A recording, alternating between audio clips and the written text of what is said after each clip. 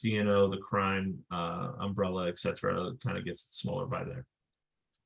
Part of that too is I also have certain places that I want to place you with.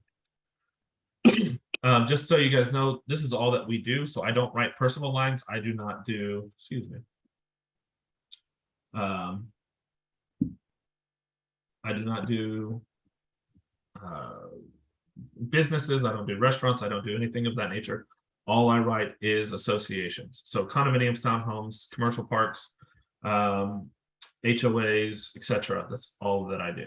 Okay, so we are in touch with the marketplace, what's going on in the marketplace.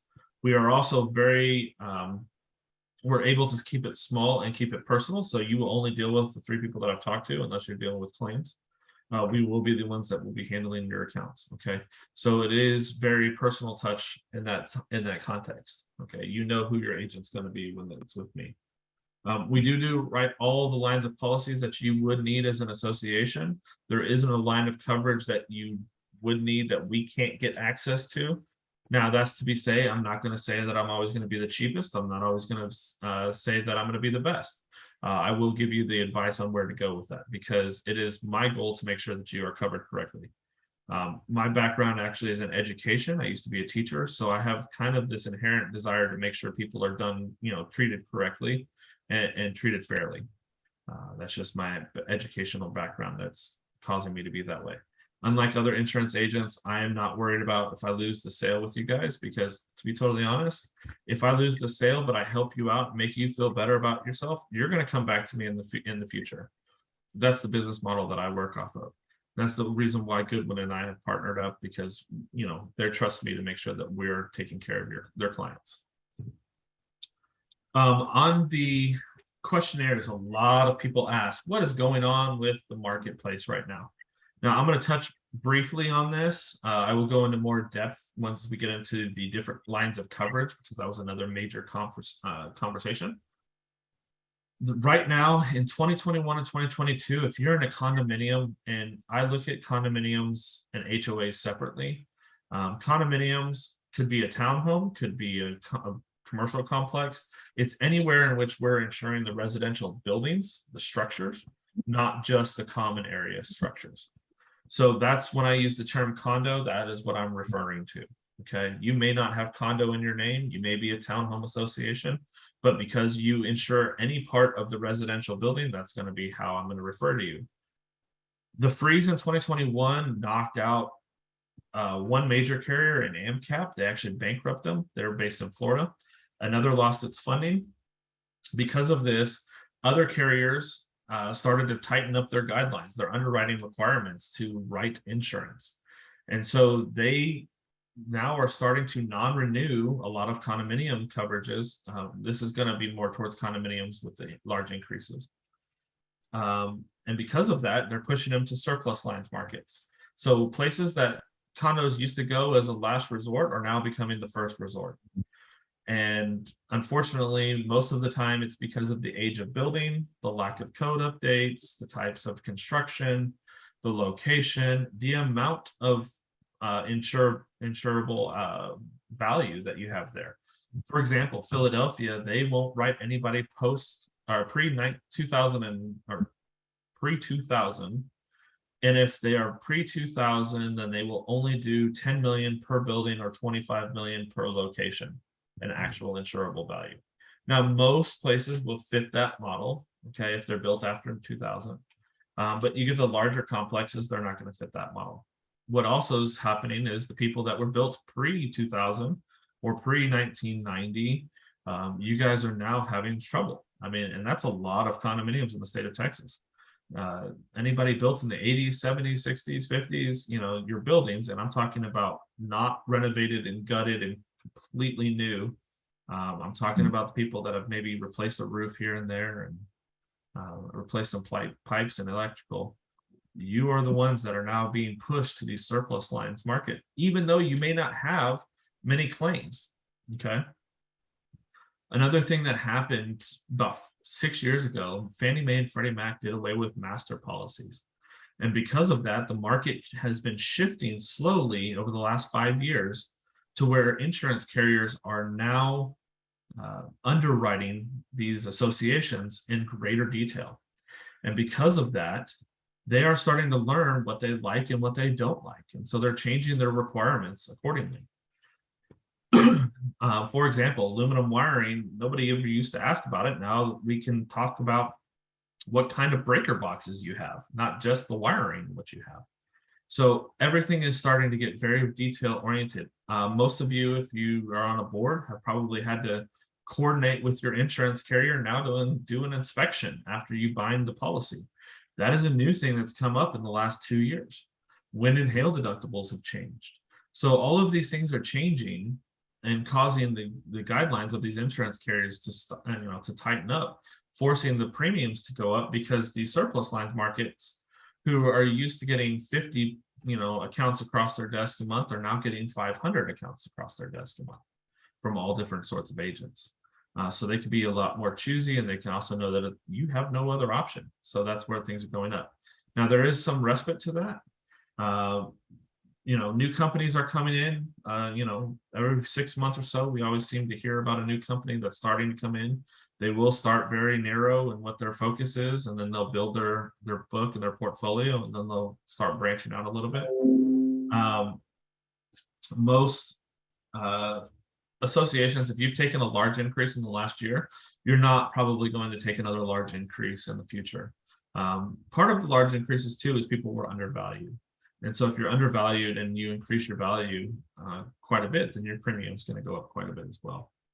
I will say the numbers are going to level off. I don't see them returning back to where they were 3 years ago. Okay. At least that's what the trend is in the marketplace. That's what we're hearing from our carriers. The days of getting 10-cent rates or 15-cent rates are out the door. Some places are lucky to get $1 rate. All right, things are much more expensive.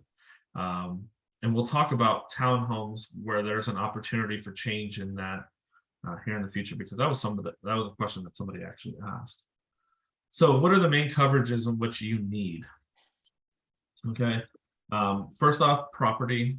Okay, your property coverage. This is going to be your residential buildings, your common properties such as fencing, playgrounds, pools, fountains, sprinklers systems, lights, security systems, furniture, etc. Okay, so you want to be as detail oriented on that as you can on what you are actually covering. Then the values, you don't have to be super detail oriented on the values, but you need to have enough value there that you feel comfortable in what you're insuring. Okay, now if it's a building, there's going to be some underwriting that's going to take place. But things like fencing, okay, some of you may have a huge perimeter wind wall that goes around your entire community. Well, nobody knows how much that would actually cost to replace besides the developer that probably built it 30 years ago. Because of that, if you wanted to put 100,000, 200,000, whatever you felt comfortable, you just need to make sure that you have enough value for those items. Some places to get the values for those items: reserve studies, insurance appraisals if you want to hire somebody to do that, your previous policies, your own personal opinions, and then if you could get free estimates from stuff as well. Excuse me. The next main coverage, I'm going to skip crime and workers' comp. I'm going to take those up to the end, and I'm going to skip umbrella until after the other two liabilities. But general liability is going to be your next main policy. The reason I'm going after property with that one is those two are typically what we call packaged together. Your general liability is your typical slip and fall policy. We'll get into more detail about these here in a second. Then you have your directors and officers, which should be by far the most important policy for you to make sure you have enough coverage on it as a board member if you are. Okay. And then your umbrella would go over your general liability and sometimes your directors and officers. It depends on the carriers in that situation. The crime fidelity or crime coverage protects your bank accounts. Now, most of you would sit here and say, hey, Goodwin handles most of my money, or they handle all of our money. We don't need crime coverage. Well, that's not necessarily true. Goodwin's own crime coverage only covers Goodwin. So unless a Goodwin employee steals from you, you're probably not going to get anything from it. It's only in good faith that Goodwin would pay out on something like that. Now, The reason for it is you're not a named insured on Goodwin's crime policy. No association would ever be named as a named insured. I've been in this industry for 6 years now, and I can tell you, I've never once seen a community named on the management company's crime fidelity policy. Now, most of them will pay out if there's a theft situation or so on and so forth. The other issue is now with cyber attacks happening more and more frequently, crime coverage is important because it offers what they call social engineering. And social engineering is the protection for cyber for your bank accounts, the cyber protection for your bank accounts. So you need to make sure that if you have a substantial sum in reserves in your operating funds, then you should probably carry some sort of crime fidelity coverage. Most of you might have it and not even know it. And some of you may not think you need it, and you're small enough and you don't carry enough cash in there to worry about it. That's up to you. It's not a required one, but it's one that I would say you probably should have. And for the most part, it's the cheapest policy on the market. For $25,000 in coverage, it's $250 a year. So it's not very expensive.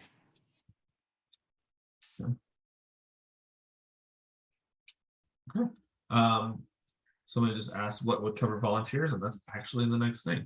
So workers' comp. All right. Most of you would say that you don't have any type of employee in the for the community. Okay, no payroll employee, and that's correct. Most of the time, the workers' comp in which we write is what we call a ghost policy.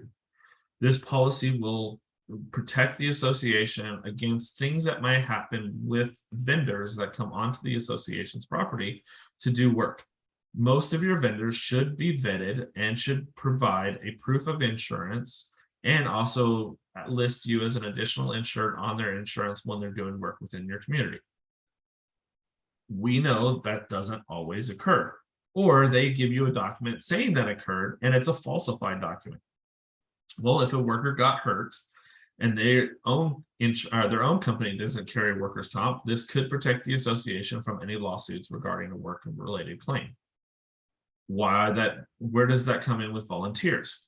Well, most workers' comp policies now, we write to specifically, include a volunteer policy. And on that volunteer policy, it offers, the opportunity for people in the association to go hang Christmas lights or to go clean out. Actually had one community just recently talk about some dads that wanted to use chainsaws to clean out of some brush. Well, it's very dangerous, but this policy would help protect against certain situations that might arise from that. Your general liability could, depending on the situation, kick in at that point, but most of the time you would need some sort of workers' comp to do that. Workers' comp, again, is very cheap. For a ghost policy, it's $275 or $330 a year, depending on which carrier, both of which include volunteer coverage. So it's something to look into. It's very easy to add. Just you need to make sure your tax ID number is valid. Okay. So property, let's just go a little bit into, I talked a lot about this already, but brush into it. Single family, when I refer to single family, I'm just talking about one that we do not insure the common residential buildings. We only insure the common buildings, such as a clubhouse or pool house or pool restrooms, etc. Condos, we're insuring some sort of residential building or commercial buildings that are not just a clubhouse for everybody's use, that are not common buildings. Now, townhomes and row homes can fit into either one. And the reason I make a specific thing about townhouses and row houses is that they're side-by-side condos, they're not stacked. As soon as you become stacked as a condominium, it becomes very difficult to break it apart to determine whose insurance stops where with the walls. So that is why the condominiums associations take on most of the responsibility of the building. When you are side by side, there are very defined barriers between each one, the party walls, that also could be extended up through the roof line to say what part of that roof is your responsibility to insure. So townhouses and row houses can actually be insured both as a single family or as a condominium. It really depends on the way that the governing documents are written. And I do review all of the governing documents for all the policies that I write to make sure that we are writing the correct insurance. With the townhouses and row houses and the increase in condominium coverage in the state of Texas, I have seen more communities decide to go to their attorneys and say, hey, we're going to change our governing documents to now make the homeowners responsible for each individual unit and all of its coverage versus the association insuring any of the buildings. An example of that would be, I have one in Dallas that I worked with that if they finish their process of doing that, they would go from $205,000 a year to $4,500 a year in insurance costs.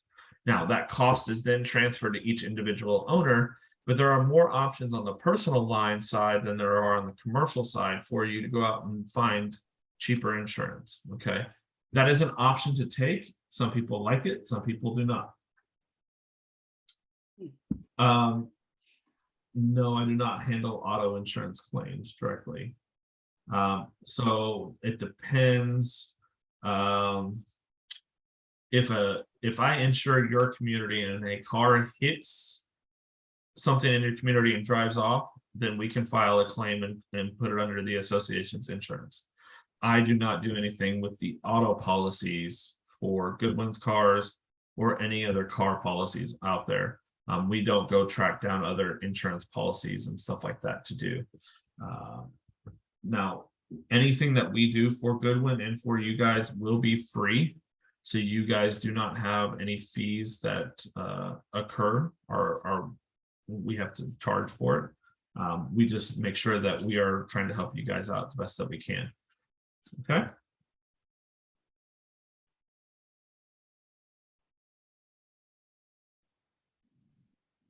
Okay, so just to give you guys some terms to look for when you're looking at the policies here. Total insurable value, or TIV, you also will hear it as replacement cost. This is how much value you have as a whole. Now, I said earlier that you need to break this out, okay? So you need to have value for all of your fencing. Now, you don't need to say, well, we have the basketball court fencing, the pool fencing, the perimeter wall. Those all can be lumped into one category as fencing. Okay, but you know, a retaining wall is different than a perimeter wall, so those will have to be separated out. Lights, all the lights throughout the community that may be around the clubhouse, that also may be around the front monument, can all be grouped together.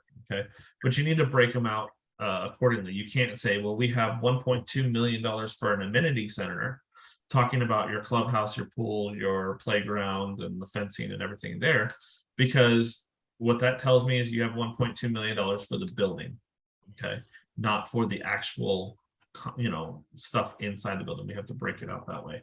That is one of the changes that carriers are doing recently. Okay, again, I highlighted this part where you can get your values from, or where we pull the values from. All right, so a lot of times we pull from the current policy, etc. What are the valuations? Okay, whoops.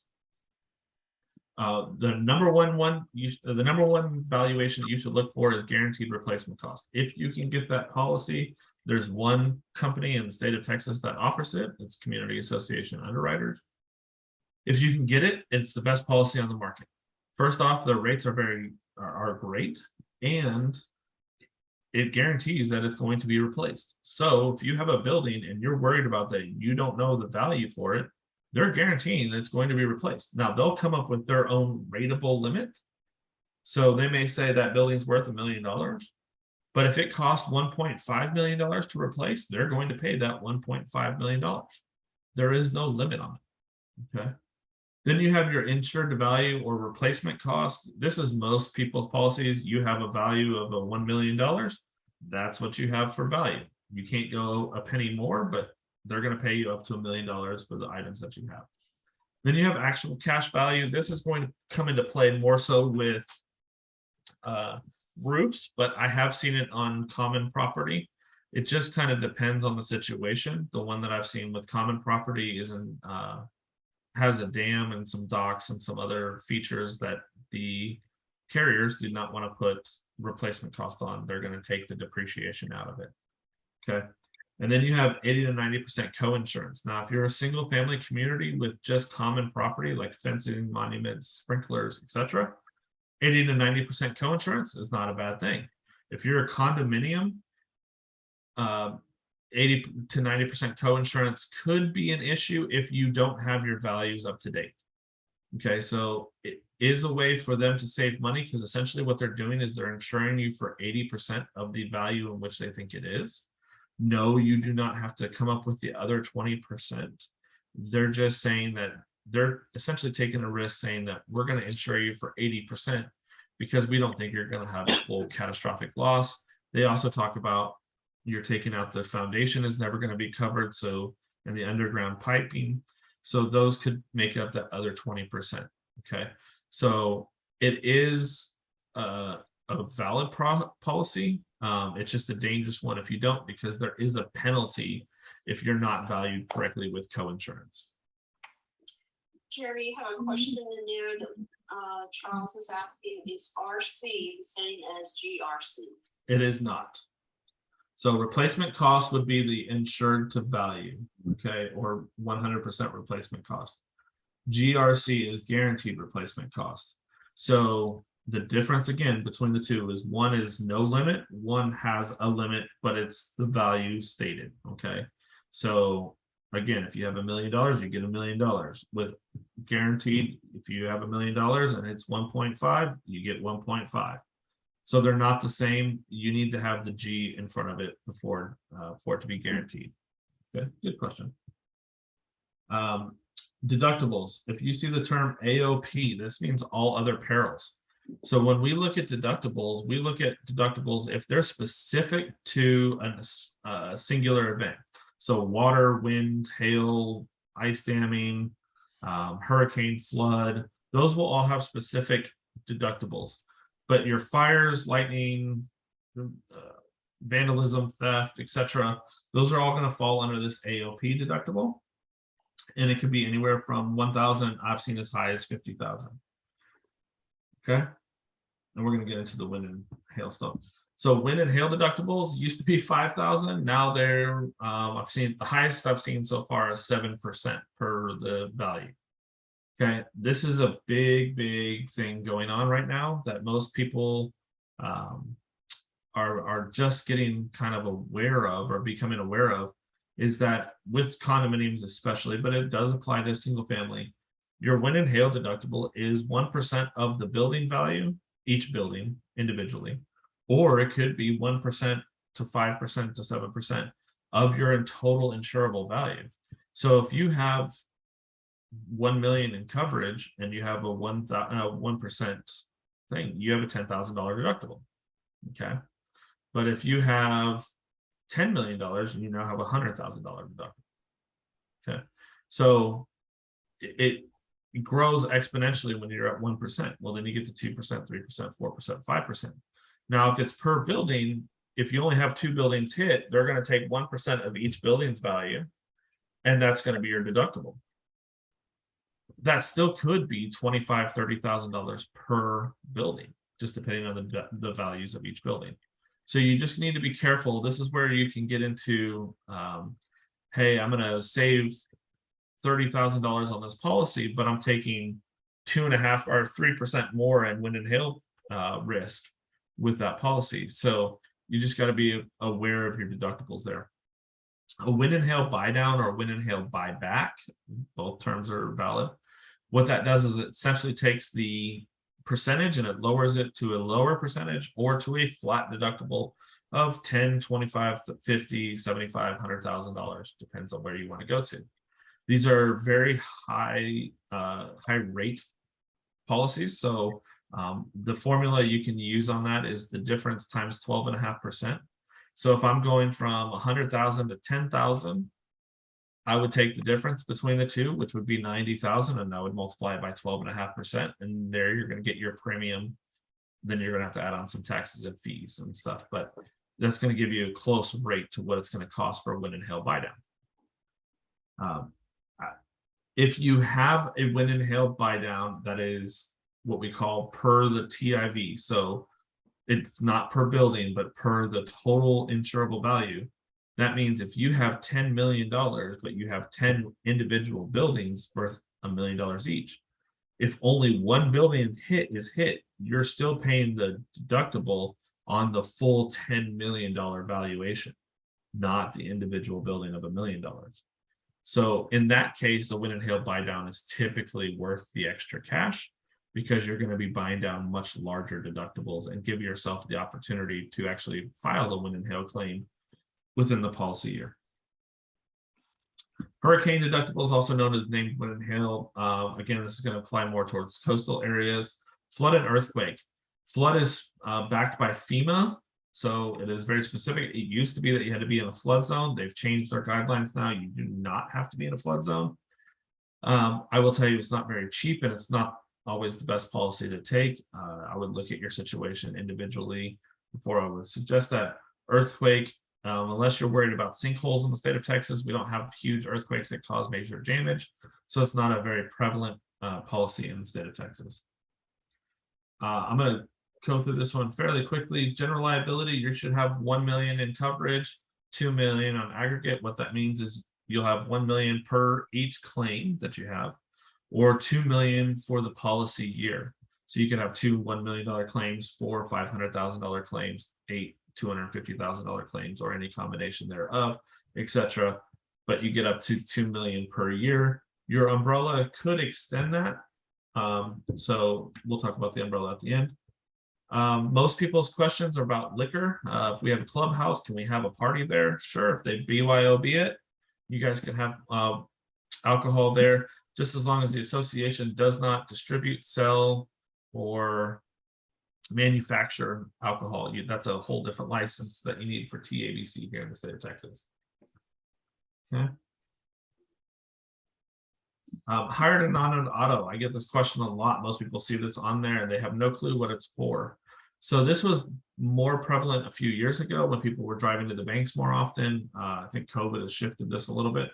Hired and non-owned auto is a coverage that extends your personal lines property, or your personal lines auto coverage, if you're doing business for the board. So for example, you get into an accident going to Sam's to buy goodies for a party that you guys are having, and you kill somebody, but because you're doing it for the board, hired and non-auto would extend your personal lines. It would be secondary to your personal lines, but it would also protect the association. It is not saying that you have an actual automobile in your community that is owned by the association. It is stating that you are using an auto, your own personal auto, or sometimes even renting like a U-Haul, and this would extend over that to protect the association. Think of it as like the Uber coverage that goes over the Uber drivers after their personal insurance. Wildfire is covered under fire. Depends on the area, but typically, yes, it is now being excluded in different places across the United States, Colorado and California especially, but in the state of Texas, it still hasn't. So buying wine for the Christmas party, here's the thing about that. Unless you're checking IDs or have some sort of bartender that is TABC certified to check IDs and to make sure everybody is of legal age, I wouldn't recommend it. Now, essentially, the only time that's going to be an issue is if somebody gets too drunk and goes and does something stupid, such as drink and drive or something of that nature, or cause an accident. Stay away from pools, ponds, and playgrounds when your drinking's involved. But no, I would not buy the wine and supply it. Now, I would buy all the food and say, everybody bring your own wine. Now, if you want to say that the board president bought the wine and got reimbursed by the association, there's probably some legal ways around it. I don't know. I'm not a lawyer. I'm just saying you really shouldn't do it unless you have a bartender that's a certified bartender that is distributing it. I've seen communities do wine tastings where they've brought in wine and had bartenders and professionals do the tastings. So it's not uncommon.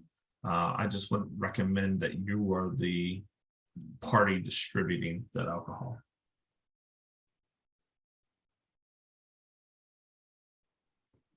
Vandalism to a board's car falls under the board president or the board members' personal lines insurance for their car. Does not fall under the association.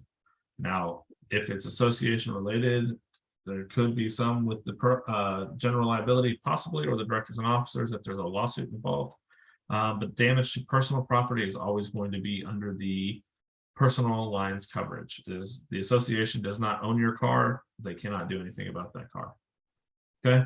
Special events, if you have people coming in from outside sources, so farmers markets, swim meets, track meets, tennis tournaments, golf tournaments, anything of that nature that the association is putting on, you need a special event policy. If you are holding a movie night in the park for just your association, you do not need this. Also, things to stay away from when you have a social event. Stay away from bounce houses, rock wall climbing, and the guy who drives the little motorized cart around the parking lot. Those things can be, will never be insured under the association's insurance. Bounce houses is number one. If the association doesn't, make sure that the renter or the people providing the bounce house has proper insurance, because the association's coverage will not cover the liability. Those things fly up in the air and can hurt and seriously injure kids. Okay. Directors and officers, like I said, this is the most important for you guys. I just want you to make sure that you have $1 million worth of coverage. If you can look for it, you need to make sure that you have unlimited defense costs. That's what we provide. So our directors and officers sometimes is cheaper, sometimes is not, but it is the most comprehensive. It provides unlimited defense costs, meaning you will never pay an attorney fee if you have our directors and officers coverage.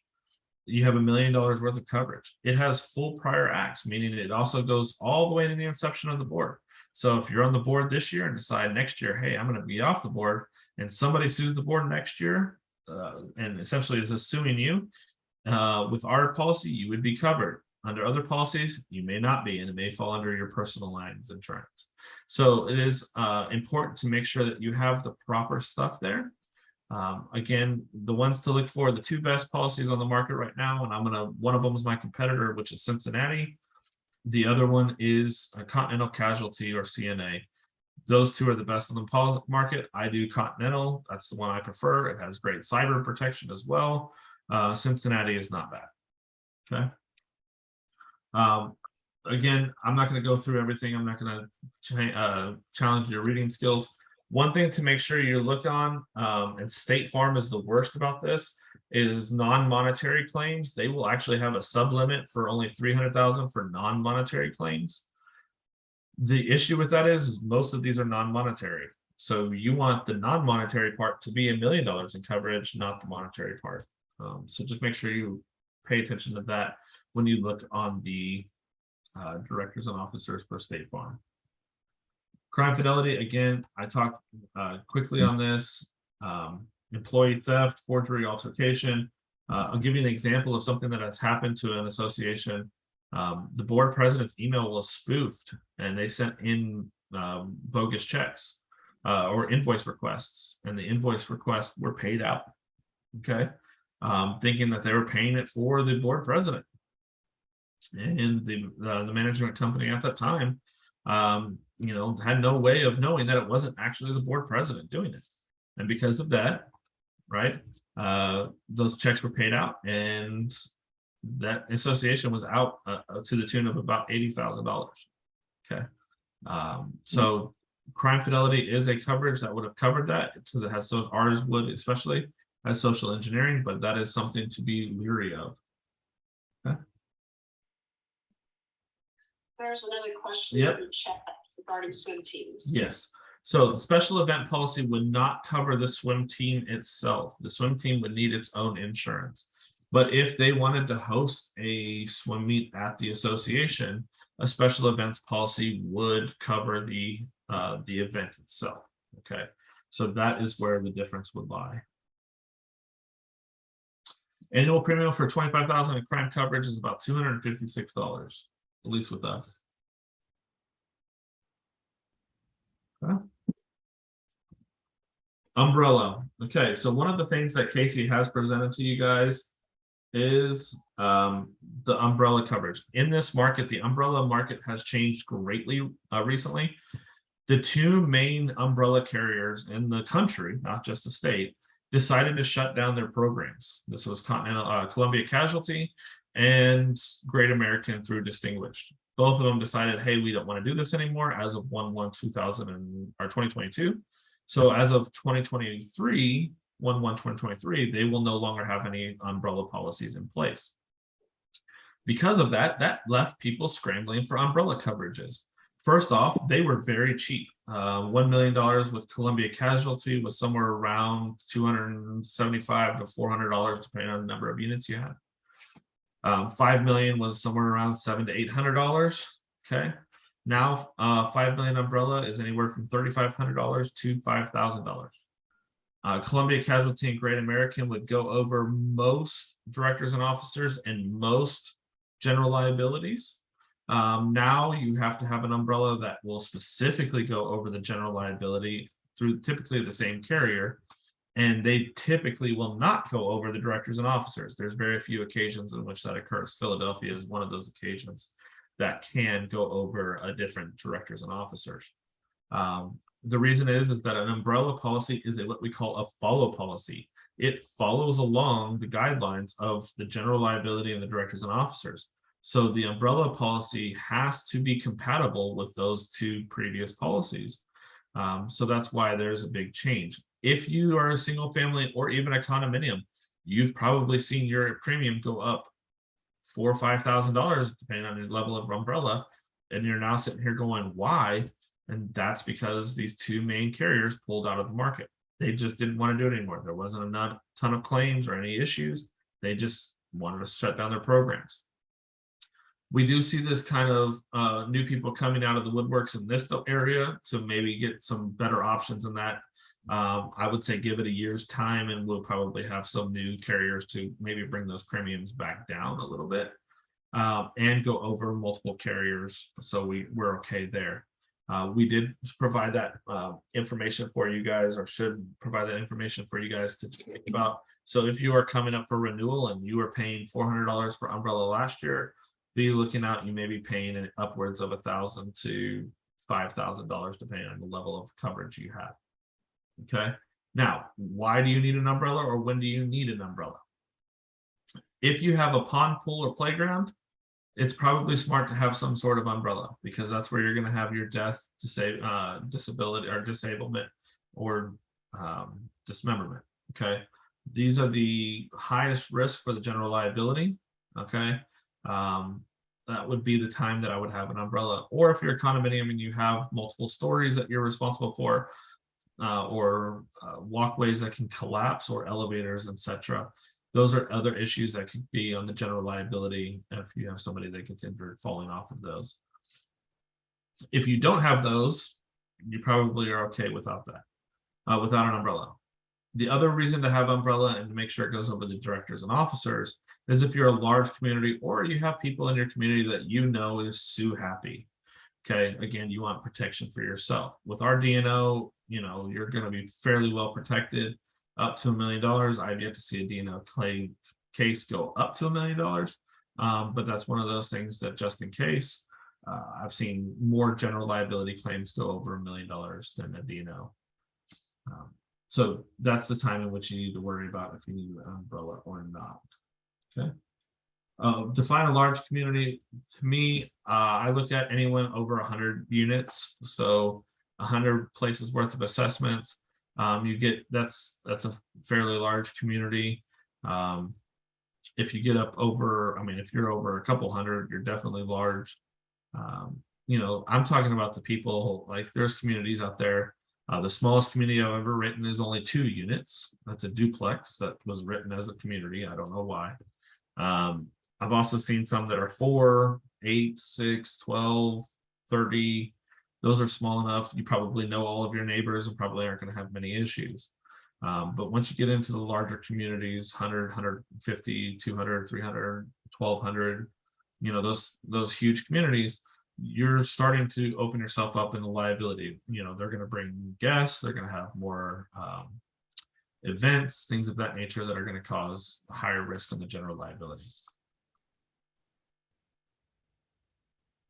Yes, the full presentation is already in this chat here if you want to try to download it on there. Otherwise, I think Chris or Mitch or Casey can make it available to you guys. Okay, Again, workers' comp, this is one that, again, if you don't, we know you don't have employees, we call it a ghost policy. It also can help cover the volunteers. I'm not going to go into it in great detail because the basis of it is to protect you guys against any workers' comp related claims.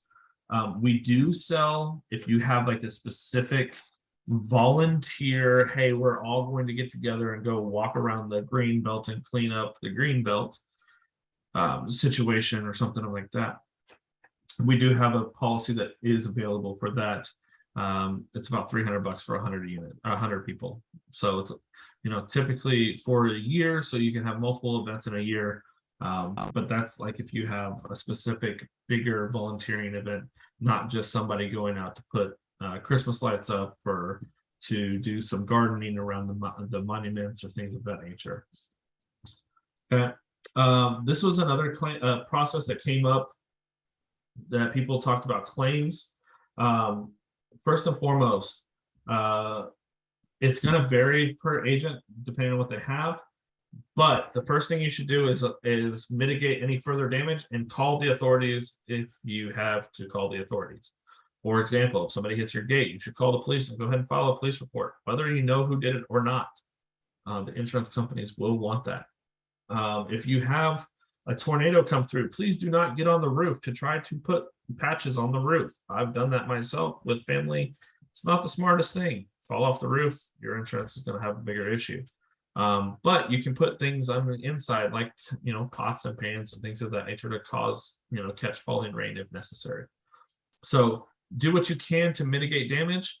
Call the property authorities, then talk to your insurance agent and take pictures. Okay, so if you have somebody who reports it to you, please have them take pictures so that you have documentation before you clean up the mess. For example, pipe bursts, right? The insurance adjuster will want to see where all it went to, so please take pictures and then clean it up. Make sure you shut the water off first so to make, you know, the damage is no longer being done. But that would be an example of a time that you take pictures, call your agent, and then go ahead and do the cleanup. The reason you call your agent is you want to make sure that you are right in filing a claim. First and foremost, is it going to hit the deductible? You should not file a claim if it's not going to hit the deductible. Why? Because you aren't going to get anything for it. So I hate saying this, but there's no reason to do so. Also, if you file a claim often, I'll talk about how claims affect rates. But that filing multiple claims can be a way of doing it, even if they don't pay out. The next reason why is they want to make sure that everything is okay and that they are submitting the claims, if necessary, right away to get the proper adjusters out there and to make sure things are handled as quickly as possible. Now, the agent is not the carrier, so they do not control the adjusters or the determination of whether or not something is covered, but they can help liaise for you and be your advocate with the insurance carriers. Okay. And I will tell you about the insurance in the Florida here in just a second. So when it comes to premiums based on claims, the insurance carriers look at it in two ways: the frequency and the ratio. So if you pay $100,000 a year in insurance premium and you filed a $10,000 claim, you have a low ratio. But if you pay $10,000 a year in insurance and you have a $100,000 claim, you have a high ratio. So that would be one way that they could knock you or cause it to do it. Now, if it's a single event, maybe they won't cancel you and you probably will be fine with a small increase. The second thing would be frequency. So I've had people that just want to file a claim on every little thing. They have homeowners that just don't understand that if you file a claim on everything, you know, it's not going to always be paid out. Well, those have fees for adjusters and workers and things of that nature behind the scenes that also are incurred. Plus, it makes you look like you are high risk for having lots of claims filed.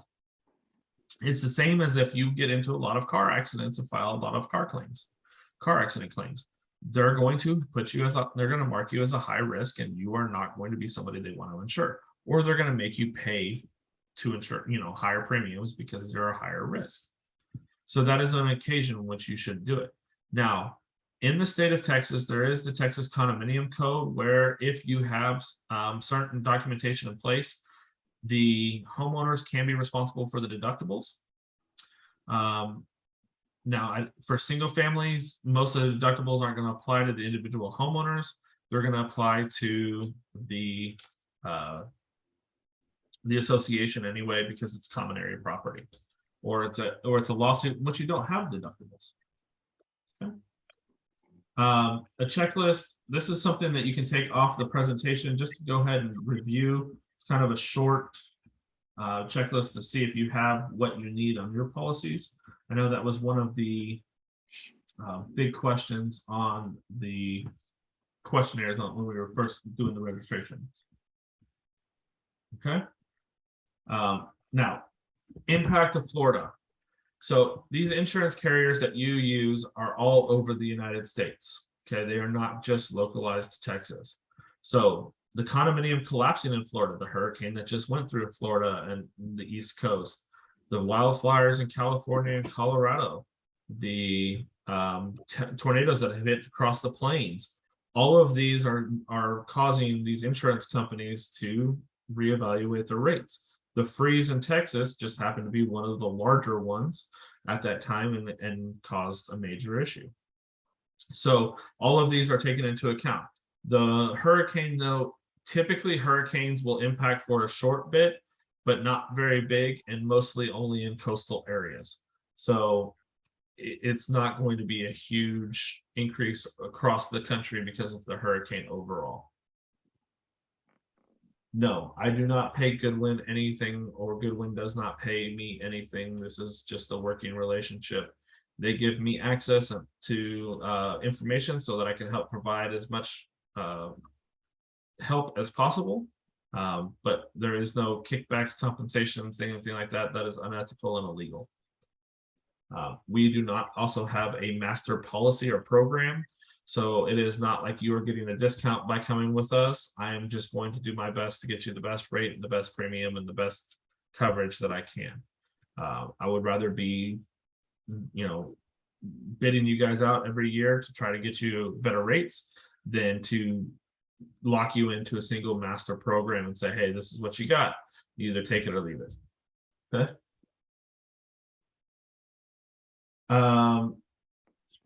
Yes, so general liability will cover the trails and block parties. Again, just be careful with the alcohol that take place without structures. You don't need to have structures. I think that's what you're asking for. So if you go have a community in the park and somebody twists an ankle and ask the association to pay for their medical bills, that would be covered under the general liability. There is no deductible for that. All right, I'm going to stop sharing my screen here, and then I'm going to go ahead and get to the questions that you guys had here and just talk briefly on those. I think we got through most of them, but if you have any, and if you want to speak up as well, I'm more than happy to listen here. The first one was about aluminum wiring. Aluminum wiring is a massive issue in this community, in this industry. So if you have aluminum wiring, try to get it fixed or replaced as quickly as you can. Otherwise, just be ready to pay higher rates. The other thing too is your electrical panels. If you have things called stab locks, you're going to have issues as well. Those will need to be replaced. And a lot of insurance inspections are finding these things out because we're not always the best at knowing if we have that in our communities. Who files a claim? Only the board should file the claim, or the property manager can, if the board gives the okay to do so. Do not have individual homeowners file the claims because they're not the named insured. They're not the representatives of the association. What is entailed in shifting insurance responsibility to the homeowner? Again, we talked about this briefly on the townhouses. The benefit of that would be to save money. Again, really it's changing your governing documents. So you're going to have the legal fees in doing that. It's going to be the big issue. The next issue is making sure you track everybody, because you're going to run into the issue of everybody has to place their own coverage. If somebody's house burns down, they don't have coverage. You now have a house that's not being rebuilt in that community. Okay. Loss assessment coverage, HO6 loss assessment coverage. So here is what a loss assessment coverage, and what it is it is a coverage that if you have a loss in the community on the association's policy, and you have this coverage on your personal line, you can file a claim if the community has to special assess. So for example, you have a roof claim that that has a high deductible and you have to special assess for it, or it's not going to hit the deductible and you have to special assess for the repairs of that claim, of that roof issue, then, and you have to special assess $1,000 for each unit. Well, the loss assessment coverage could cover that $1,000 special assessment minus your personal lines deductible, whatever that is. Okay. You should start working on your renewals. Or people, I try to work on renewals or target things 120 days out just to give us time. Most carriers are behind the 8 ball right now. They are understaffed and behind because of all these shifts in underwriting guidelines and people having to bid out. What used to have 25% of the communities bidding out is now having 90% of the communities bidding out. Because of that, I have places that are telling me that they're running a month behind. So if you are in April, you should start 120 days before that, start asking for loss runs in January. A loss run report is just shows what the claims you have. And because of the freeze, nobody's getting away now without having it. So you must get those, and they have to be current, meaning that they have to be run within the last 60 days because new things pop up all the time. Okay. And they can pop up on old policies. So you have to have the new loss runs valued within the last 60 days. At 120 days, if you ask for the loss runs, your agent will drag their feet in trying to get them to you. You should have them by 90 days. By 90 days, that gives your new agent a chance to bid them out, for 30 days. And then they should have a renewal to you or a new policy to you by 30 days out from renewal. That's the ultimate goal. That doesn't always happen. Okay. If you come to me with 5 days from renewal, I'm not going to be able to get you something, period. The carriers are too far behind. It's going to be hard pressed to do so. And most agents have the same places. So what happens is a lot of agents will block markets already. Okay. Loss runs, you need 5 years is best. 3 is a minimum. Okay. So the last 5 years is best. If you want to get with the best policy, which is CAU, you need 5 years for all lines of coverage. That means your crime, fidelity, general liability, property, umbrella, etc. Okay. Are you liable if one of your trees falls on a neighbor's house? No, the personal lines will take care of that. If they sue the association, your general liability will help protect you. They have to show negligence of the association, that the reason the tree fell down was because of the association negligence, which is almost impossible to prove. Okay. When National Night Out, neighborhood Easter hunt, Halloween movies in the park require event coverage? No. As long as you're not inviting people in from the outside sources and I'm talking about like having vendors come in and having other stuff to where you're saying you're opening it up to your entire community. You're just, and not your association, like the city and the state. If anybody wants to come in and join in your festivities, then that's when you need the special activities policy. But if you're doing it for just your association, like for National Night Out, no. Okay. Some other questions that came up. Does insurance cover shared amenities by another HOA? If you have a sharing agreement, then whoever's primary on that should have that on their insurance. The other will just help pay into that. Is there a way to require that homeowners have insurance on their possessions? Homeowners should always have insurance on their possessions, but you cannot require it. If they lose their stuff in a fire, they lose their stuff. It's their own fault. Okay. But the association's coverage will never cover personal property. The best coverage on the market, the way you would take a condominium is you would take it and dump it upside down, and anything that stayed in would be the association's responsibility. Anything that followed out would be the homeowner's responsibility. Okay. Trying to see if there's any that we haven't touched on here. If you're in a condominium, you should have an HO6, which is a condominium policy. It's different than a homeowner's policy because the association is taking on part of the building coverage.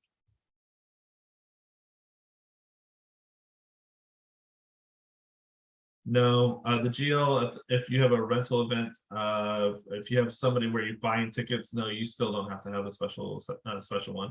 That's just a way to fundraise to help pay for vendors. As long as you're not opening it up to everybody, I mean, you're fine.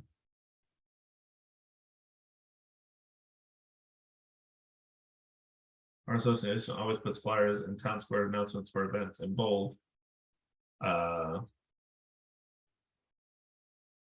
For the residents. I mean, I don't know what your question is there. Sorry, Lisa, I don't know.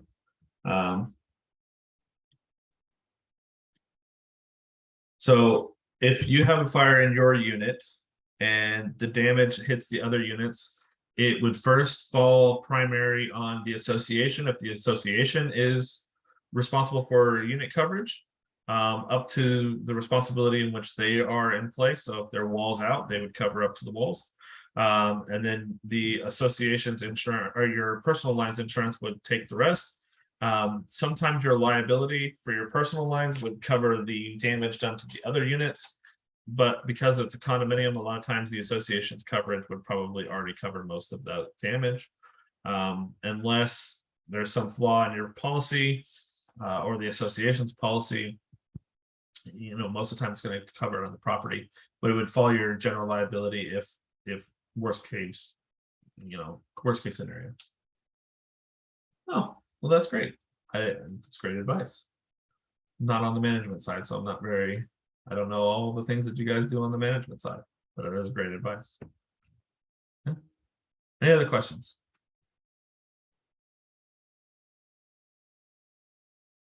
And if you just want to speak up too, you don't have to type it in too. You can unmute yourself and just shout it out. I figured we'll stay on for about another 7 minutes or so until 6:45, and then I'll let you guys head out of here if you want.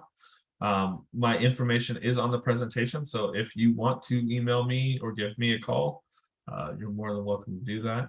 I'm always available. Okay. Harry, can you add that into the chat? I can do that real quick here.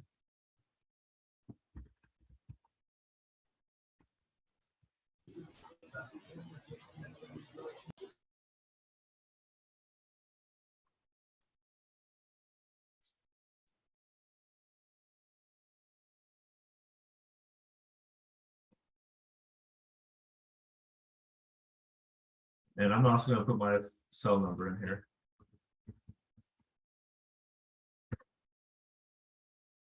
Okay.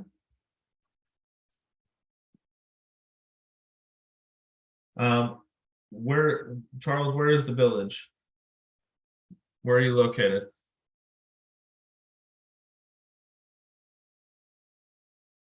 Are you in Dallas or Austin or Houston?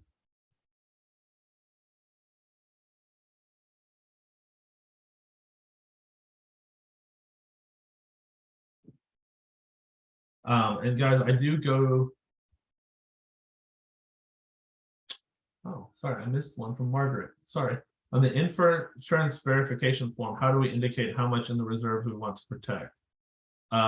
If you are with Goodwin, we can pull the financials to see your how much you have in reserves, and we can go ahead and help guide you on that.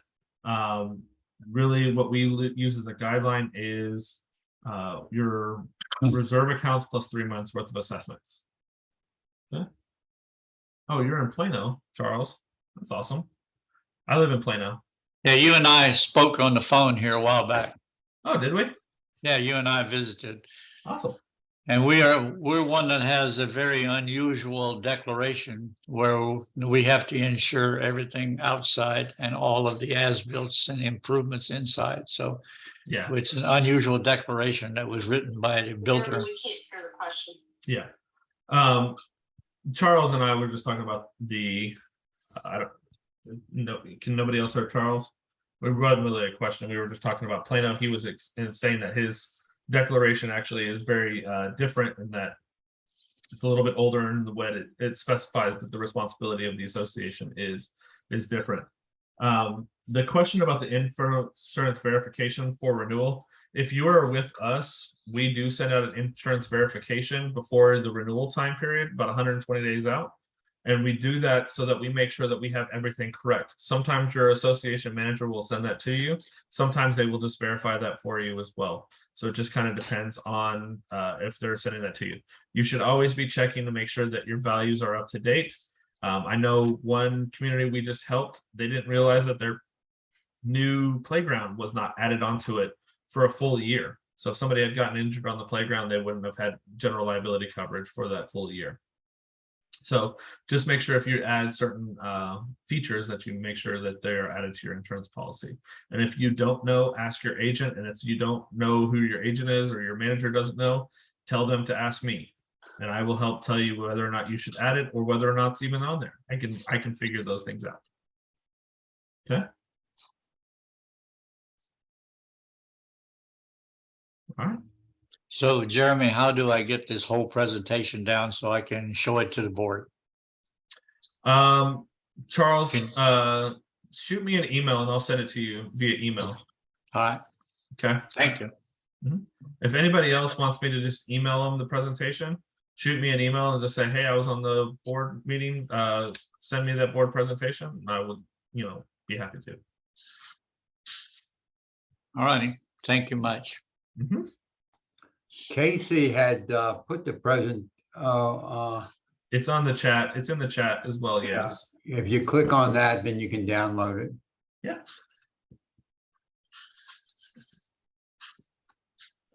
Any other questions? You did say you recorded it, right? So if we wanted the recording, we could reach out to you. Casey did. Yes. Okay. Casey